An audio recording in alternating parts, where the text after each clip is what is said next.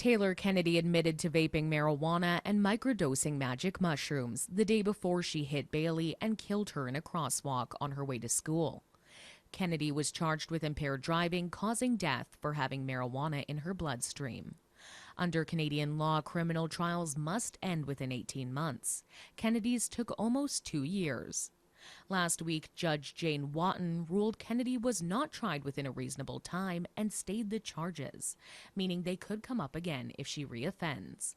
Sarah Smokey Day, a family friend, spoke on behalf of Baleigh's mother, Rochelle Dubois. She's lost her voice, quite literally has lost her voice.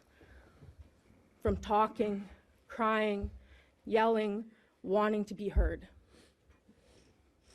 She asked for me to speak for her today because she's lost her voice. Smokey Day said Kennedy's case should have gone to trial much sooner. It took too long from the minute Baeleigh was killed. It took too long for the police to press charges. It took too long for things to get to court. It took too long to settle on a lawyer. It took too long to get through the court case.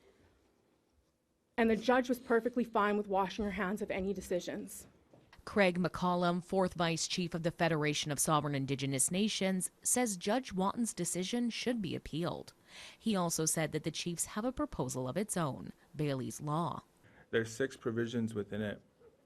Number 1 is the prioritization of child victims. In cases where a child under 16 years of age has died as a result of the accused actions, the court must ensure that the interests of the child and their family are given enhanced consideration in both procedural timelines and outcomes.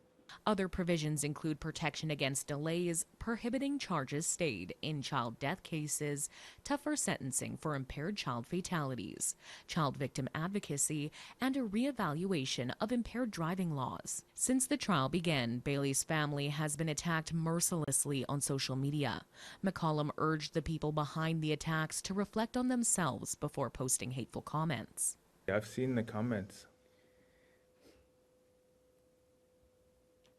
It hurts. It's disheartening to know that there are people that have beliefs like that out there. And I would just ask them, what if it was your kid? Would you be saying the same thing? The family is asking the public to pressure the Crown and Saskatchewan's Minister of Justice to appeal Judge Watton's decision. Rachel May, APTN National News, Saskatoon.